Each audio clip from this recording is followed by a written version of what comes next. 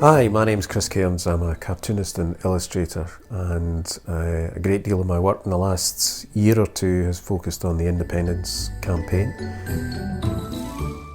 Okay, so this is the wall in my studio office where I've put lots of copies of the cartoons that I've done.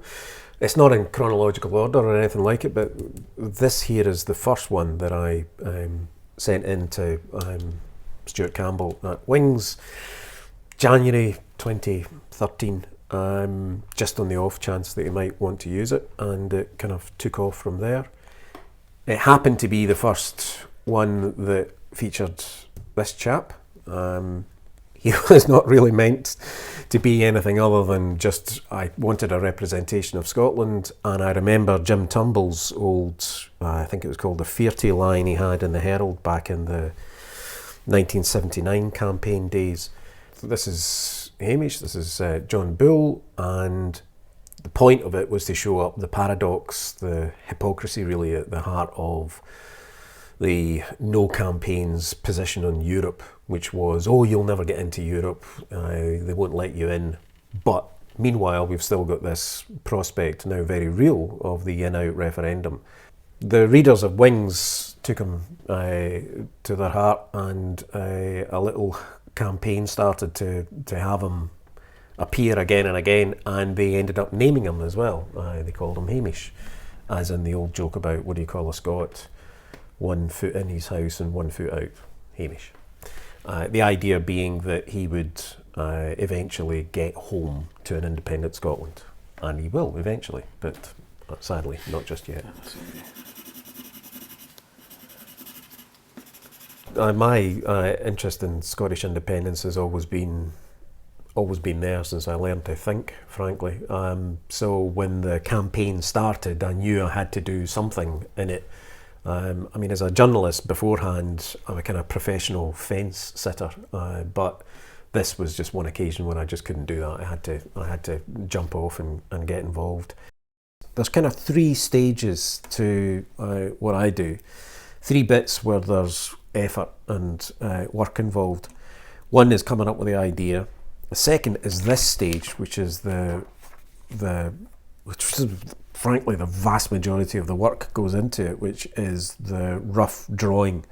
This is trying to get the scene, the image that will suit the gag.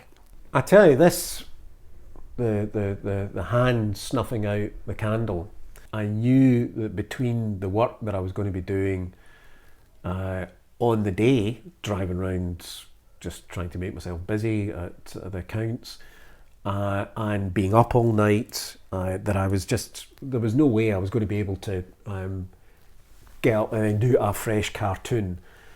So what I did is I had 2 ideas planned.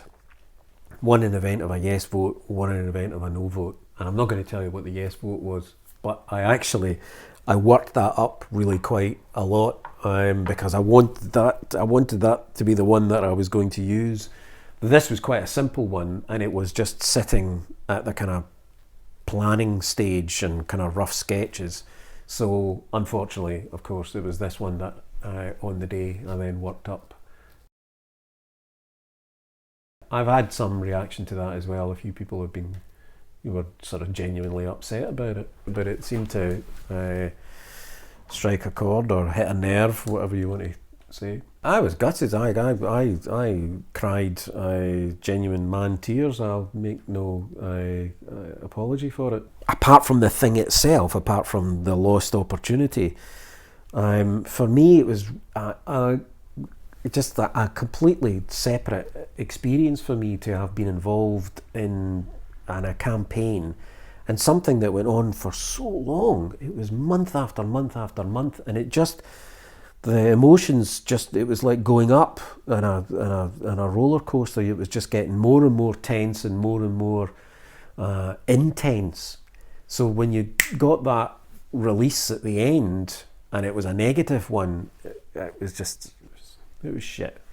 I think everybody had a really rubbish day. And the odd thing was, I detected was even from the no voters that I knew, and even from looking at the mainstream media. I don't know what other people experienced, but I detected quite a muted, almost sorry kind of attitude to all. People that I had been having right,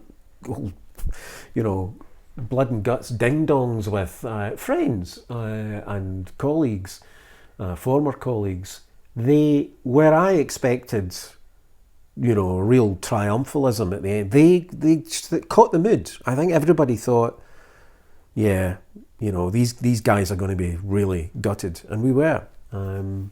But, we've picked ourselves up, onwards and upwards.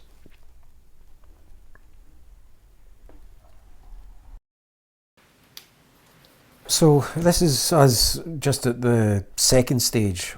I'm creating what will be the actual finished copy here on top, and all I'm doing is taking a very rough outline traced from the rough drawing in the background.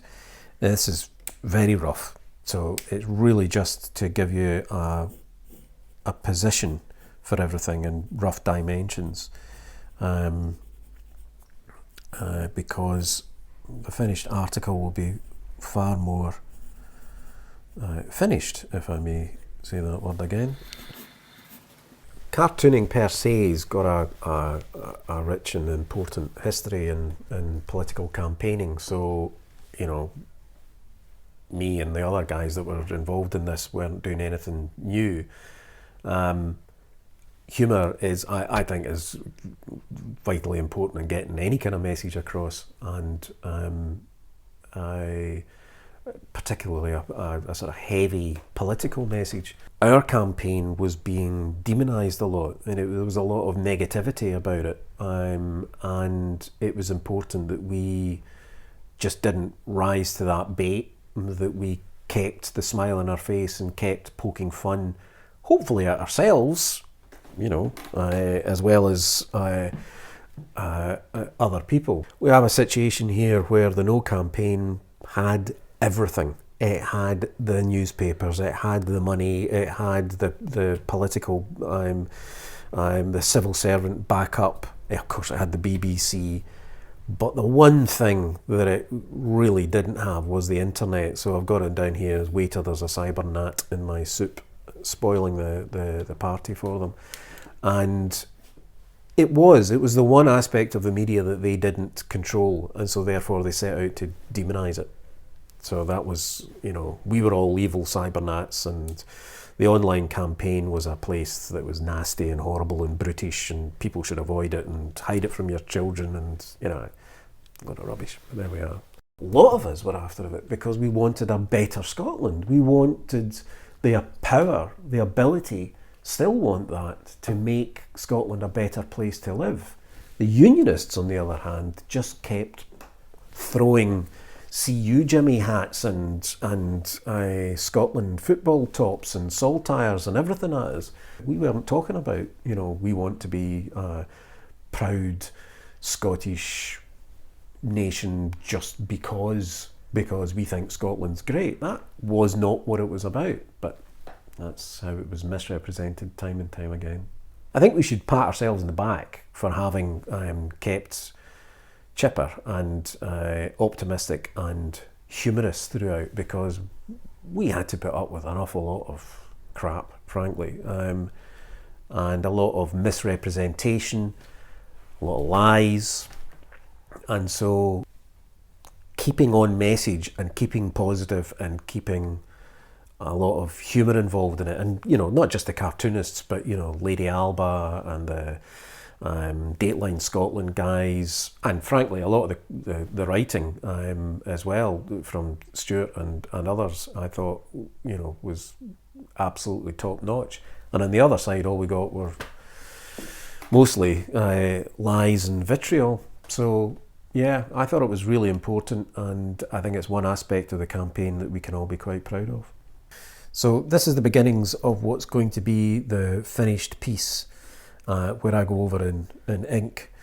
And One of the things I'll try to do as much as possible at this stage is to do the difficult bits first, the bits that I really could get wrong. So, for example, the face of, in this case, Lord Smith, I could get various elements of that wrong. And if I've done it right at the start, it means it's not such a big deal to go back.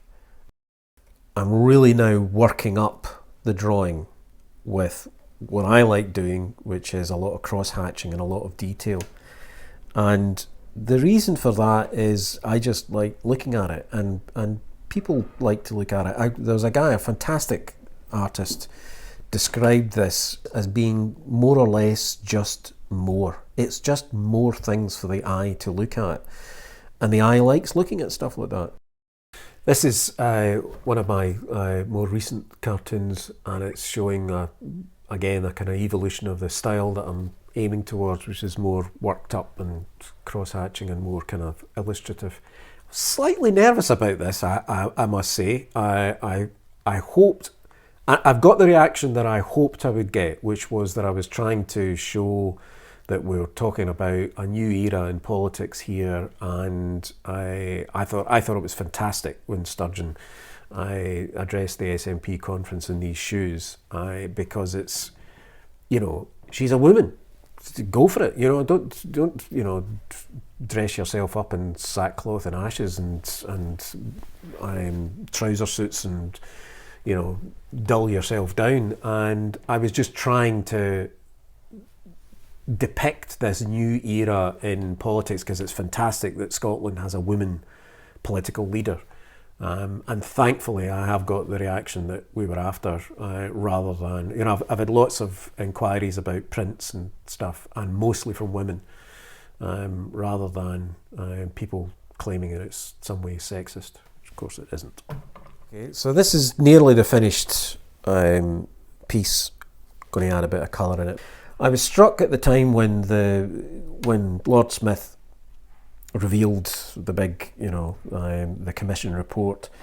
He was interviewed several times on the television, and he did that thing that politicians do a lot. I think they get given a phrase by their spads or whatever, and he just kept trotting this thing out and out over and over again. I think he was trying to distance himself, in one interview in particular, from, like, I've got no responsibility for this, it was all their doing, I was just, helping out, I was just knocking heads together. And the phrase he used time and time again was, I was just Santa's little helper. We found out since that a draft for the Smith Commission that nearly got put out was pretty severely cut back at the 11th hour. So that's again what this is trying to show, that this thing isn't going to work, and he's making sure that it doesn't. And yes, we can accept the Smith Commission as far as it goes. Even if it went nowhere, you just say, well, yeah, because we're Democrats, this is what we're signed up to, this is what we've got, go for it. And now we will continue to campaign for more. I don't understand what bit of, an independence movement our opponents, unionists, don't get. We're not going to stop and go away. The Labour Party, when it loses an election, doesn't say, oh well, fair enough, we'll just pack up and never bother you again. And they seem to be wanting the same from the independence movement here. And it's, sorry, it's not going to happen. Okay, there's the finished article. It's a cartoon of Lord Smith, just Santa's little helper. Santa, being John Bull, is overlooking him basically dismantling a toy train and telling him to take more bits off, because clearly he's pretty determined that it's not going to work, and the train has got Scotland on the side of it. Deep and meaningful. But there we are, that's the end of a momentous year. It's been a wild ride, and I've enjoyed most of it. Not September the 19th, I have to say. We'll keep going into next year, which is going to be another momentous year, until we get the result we need. Merry Christmas.